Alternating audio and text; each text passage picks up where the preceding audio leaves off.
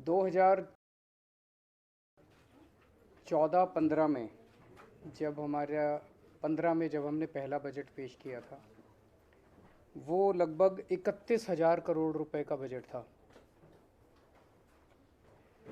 आज जो बजट पेश किया गया 7 साल के बाद, ये लगभग 76,000 करोड़ का बजट है। 7 साल में ये बजट 2.5 गुना हो गया। ये किसी आज हमारे देश में अगर हम सारी राज्य सरकारें देखें, केंद्र सरकार देखें, ये किसी चमत्कार से कम नहीं है। इतने बड़े स्केल के ऊपर इतना भारी बजट के अंदर इम्प्रूवमेंट कोई चमत्कार से कम नहीं है। ये केवल और केवल एक ही कारण से हुआ, क्योंकि हमारी पार्टी एक कट्टर ईमानदार पार्टी है। हमारी सरकार कट्टर ईमानदार सरकार है, और उस ईमानदारी का नतीजा है कि बजट ने इस किस्म से छलांग ली है। हमने 7 साल के अंदर अननेसेसरी एक्सपेंडिचर को ख़त्म किया, भ्रष्टाचार को ख़त्म किया, रेवेन्यू के अंदर जो लीकेजेस थी, एक्सपेंडिचर में जो लीकेजेस थी, वो सब ख़त्म की। और उसका नतीजा है कि आज दिल्ली के लोगों को इतने बड़े बजट का फ़ायदा मिलने वाला है। हमारा मानना है कि आज एक आम आदमी के सामने इस देश में 2 सबसे बड़ी समस्याएं हैं, रोज़गार और महंगाई। और इसको लेके अभी जैसे पंजाब में हमारी सरकार है, पंजाब में हमारी सरकार ने सरकार बनते ही 25,000 नई सरकारी नौकरियों का ऐलान किया, जिसका 1 महीने के बाद जिनकी भर्ती होने वाली है। 35,000 कच्चे कर्मचारियों को पक्का करने का ऐलान किया पंजाब में। आज दिल्ली में जो बजट पेश किया गया है, अगर उसको मैं मोटे मोटे तौर पे बहुत ब्रॉडली देखूं, तो इन 2 समस्याओं का समाधान, रोज़गार और महंगाई, इन 2 समस्याओं का समाधान आज ये बजट दिल्ली के लोगों के लिए करता है। इतने बड़े स्केल के ऊपर, इतने क्रिएटिव और इनोवेटिव तरीके के साथ, मुझे नहीं लगता रोज़गार पैदा करने के लिए, मुझे नहीं लगता आज तक कभी भी किसी भी सरकार ने प्रयास किया है जो आज इस बजट के ज़रिए किया गया है।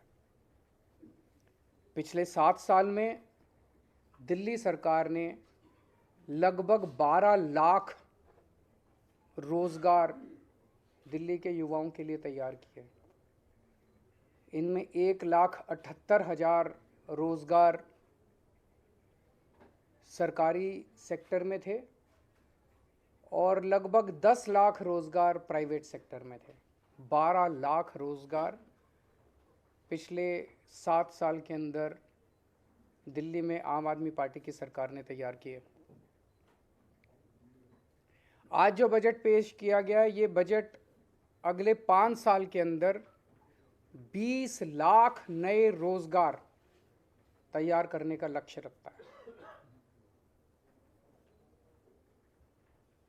ये बात कहने के लिए भी हिम्मत चाहिए कि हम अगले 5 साल में 20 लाख रोज़गार देंगे।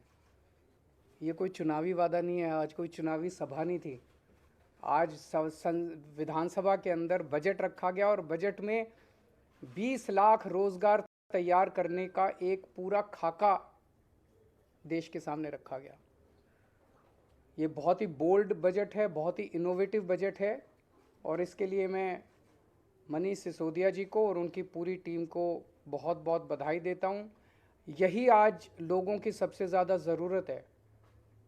कोरोना की वजह से बहुत सारे जॉब्स चले गए, हर घर के अंदर तकलीफ़ है, लोगों के पास नौकरियां नहीं हैं, लोगों के पास जॉब्स नहीं हैं।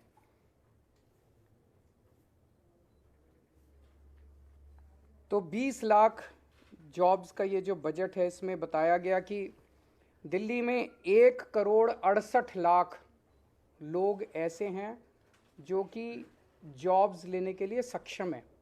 आबादी 1,68,00,000 नहीं है, आबादी तो 2 करोड़ के ऊपर है, उसमें बच्चे हैं। ये 1,68,00,000 लोग टोटल हैं who are fit to take up jobs. उन 1,68,00,000 लोगों में से केवल 1/3 लोग ऐसे हैं जिनके पास आज जॉब्स हैं दिल्ली के अंदर, बाकियों के पास जॉब्स नहीं हैं। तो ये 33% की जो संख्या है इसे हमें बढ़ा के 45% तक 5 साल में ले जाना है। इसे 12% हमें इंक्रीज़ करना है। 12% इंक्रीज़ करने का मतलब है कि आज 56 लाख लोगों के पास जॉब्स हैं, इसे 76 लाख तक ले जाना है। तो 20 लाख नए जॉब्स हम लोगों को क्रिएट करने हैं। और ये कोई एम्प्टी प्रॉमिस नहीं है, खोखला वादा नहीं है। आज जितने डिटेल में इस बजट के अंदर पूरी रूपरेखा समझाई गई, ये जॉब्स कहाँ से आएंगे, इतनी इतनी महीन exercise, micro exercise, detailed exercise, practical exercise मुझे नहीं लगता कभी इस तरह की हुई है। जो सेक्टर्स आइडेंटिफाई किए गए रिटेल सेक्टर में, इन सेक्टर्स के अंदर जॉब्स क्रिएट किए जाएंगे। Retail sector, food and beverage sector, logistics and supply chain, travel and tourism, entertainment, construction, real estate, green energy. तो ये 8 सेक्टर्स हैं, 8 क्षेत्र हैं जहाँ पे नए जॉब्स क्रिएट किए जाएंगे। और हर एक की बहुत डिटेल्ड प्लानिंग की गई है, हर एक की बहुत डिटेल्ड स्कीम्स बनाई गई हैं। दिल्ली की 5 मार्केट्स आइडेंटिफाई की गई हैं जो कि दिल्ली की फेमस मार्केट्स हैं, ट्रेडिशनल मार्केट्स हैं। इन मार्केट्स को पूरा रिवैम्प किया जाएगा, उनको रिनोवेट किया जाएगा। और वहाँ पे उम्मीद है कि पूरे रिवैम्प और इनोवेशन के बाद उन मार्केट्स के अंदर बड़े स्तर के ऊपर बिजनेस बढ़ेगा। दिल्ली शॉपिंग फेस्टिवल लगाया जाएगा। दिल्ली शॉपिंग फेस्टिवल से उम्मीद है कि पूरे देश से और दुनिया भर से बहुत सारे टूरिस्ट्स दिल्ली आएंगे, जिससे दिल्ली की इकनॉमी बढ़ेगी। और हर साल दिल्ली शॉपिंग फेस्टिवल होगा, लंबा फेस्टिवल होगा, जिससे दिल्ली की इकनॉमी बढ़ेगी और दिल्ली में बड़े स्तर के ऊपर जॉब्स क्रिएट होंगे। होलसेल, दिल्ली जो है हमेशा से देश का एक तरह से होलसेल मार्केट रहा है, पर किन्हीं कारणवश उसकी वो जो होलसेल का जो नेचर था, उसका जो कैरेक्टर था, वो ख़त्म हो गया। इसको वापस रिवाइव किया जाएगा, दिल्ली को वापस होलसेल मार्केट बनाया जाएगा और अलग से दिल्ली होलसेल शॉपिंग फेस्टिवल किया जाएगा।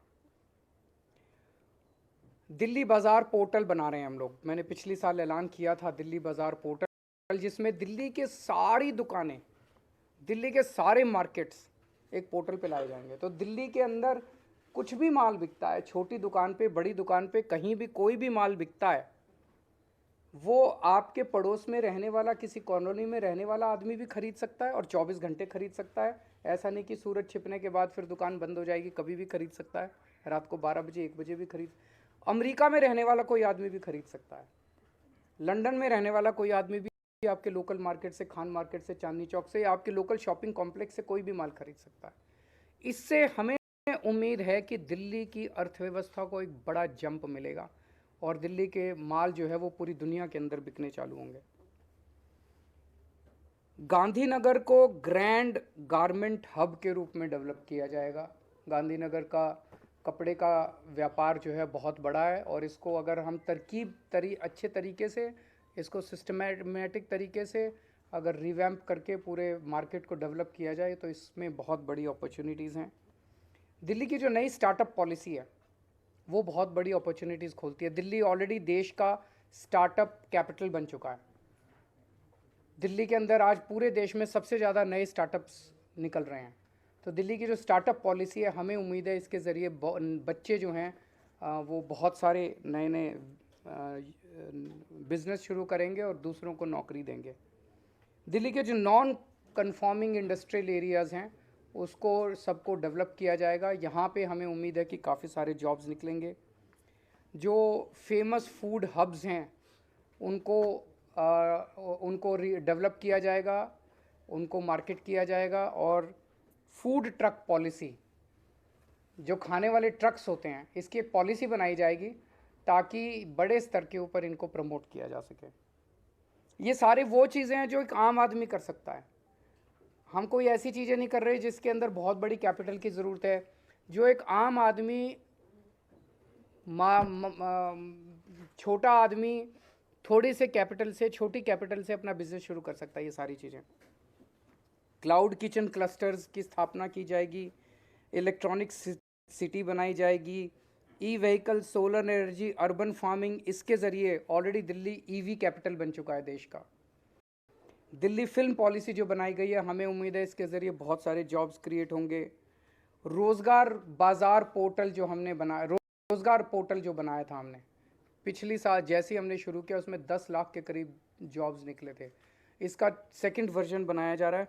तो इस तरह से ये जो 20 लाख जॉब्स का एक एक के सामने लिखा है कि ये करने से इतने जॉब्स क्रिएट होंगे, ये करने से इतने जॉब्स क्रिएट होंगे, ये करने से, ये पूरा डिटेल्ड प्लान आज देश के सामने रखा गया। दूसरी सबसे बड़ी समस्या लोगों के सामने है महंगाई की। महंगाई बहुत ज़्यादा बढ़ गई है, एक आम आदमी को अपना घर चलाना मुश्किल हो गया है। इसमें भी बहुत सारी चीज़ें ऐसी हैं जो दिल्ली के लोगों को, केवल और केवल दिल्ली के लोगों को मिल रही है और वो जारी रहेंगे। आज दिल्ली के अंदर सरकारी स्कूल बेहद शानदार हो गए हैं, शिक्षा फ्री है, कोई पैसा देने की ज़रूरत नहीं है, पूरी की पूरी शिक्षा फ्री है। ढेरों लोग अपने बच्चों को प्राइवेट स्कूल से निकाल के सरकारी स्कूलों में भर्ती करा रहे हैं, ढेरों लोग। इस साल 4.25 लाख लोगों ने प्राइवेट स्कूल से निकाल के सरकारी स्कूलों में भर्ती कराए हैं। अगर आपके घर में 2 भी बच्चे हैं पढ़ने वाले और प्राइवेट स्कूल में पढ़ते हैं, तो अगर 3-4 हज़ार 5 हज़ार रुपये तो एक बच्चे की फ़ीस आई जाती है। तो 10,000 रुपये पर मंथ एक आम आदमी का महंगाई के, इतने महंगाई के ज़माने में बच गया, स्कूल का ही बच गया। बहुत बड़ी बात है।